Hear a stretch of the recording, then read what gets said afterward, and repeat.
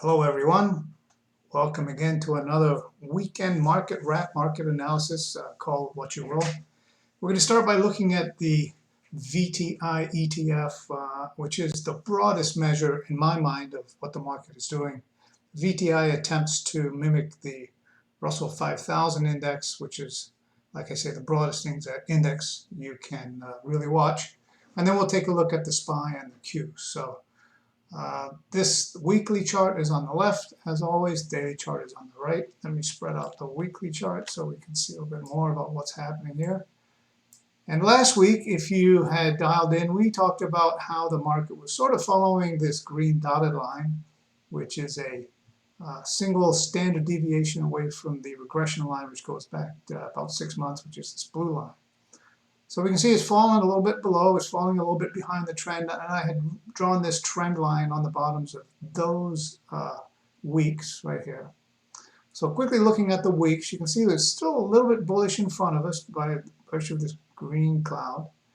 Volume is not increasing. As a matter of fact, it's falling off. The MACD is still kind of flat. As a matter of fact, we got a weekly down signal on the MACD. And the DI minus has moved very sharply above the DI plus, which indicates the trend is certainly weakening. On the daily chart, if you recall, I had put this line on and this line on before the presentation, and I added this line during the presentation. And let me get my little pointer out here, and last week our presentation was on that day right there. And if you go back and look at or review that, I had talked about a potential drawback this week, potentially, let me stop my phone here from ringing, potentially to this downtrend line, but certainly to this first support line here, and where this support line intersects this downtrend line. So we certainly received that. Friday was a big down day, a lot of sales volume on the SPY and on the Q. So we'll get to that in a minute. We're down below a downdraft signal on the MACD. The unbalanced volume is drawing down, and again on the days the DI minus is above the DI plus, which is not a very comforting trend. A couple of things I'd like to show you about buying the dips here. Let's take a look at what's happened over the last several months. We're looking at action like this that might bring the prices down below that trend line, and we're trying to figure out what this is going to do right here. So we might have a rebound on Monday. We'll have to wait and see. What's kind of worrisome is that this MACD line here is heading towards below zero, which is notoriously bad for the market. It dropped almost below the zero line here. It did it here and did it here. But again, we saw this rebound. So this week remains to be seen whether we're going to get another rebound. We'll just have to wait and see. I would expect some market action at least around here.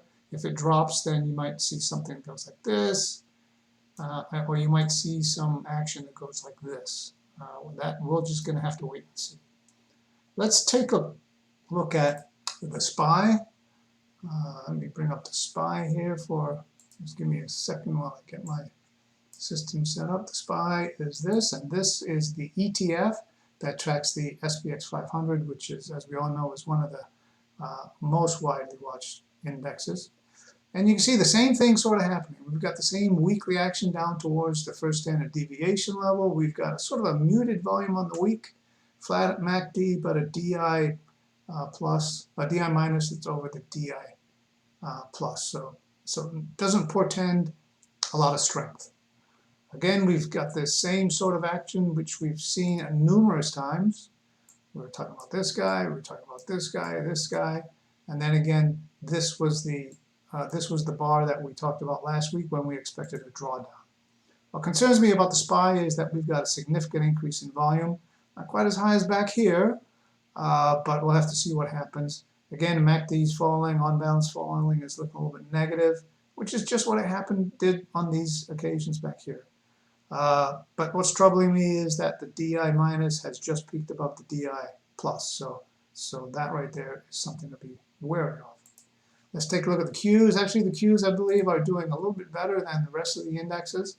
It's very difficult to draw a trend line on the days. Let me try it here because it's been very erratic. If we can draw a trend line across maybe the bottoms here, maybe we can see some sort of a support coming in there. You can see on the daily chart, it's sort of right at where I drew the support during last week's presentation. The weekly, we didn't get an increase in volume, and the DI plus is still above the DI minus, but the gap is closing. So again, we've got this action that comes down to this trend line. We got a huge spike in volume on Wednesday, Thursday, and Friday, or actually primarily Wednesday and Friday. But this has to hold somewhere in here is my estimation, and then start building some strength like we talked about over the last two charts. So hopefully this helps. If you have any questions, you can email me, visit my website at profitableswingtrading.com, and there's an email form on there if you'd like to contact me. Thanks for listening. I hope you have a great day.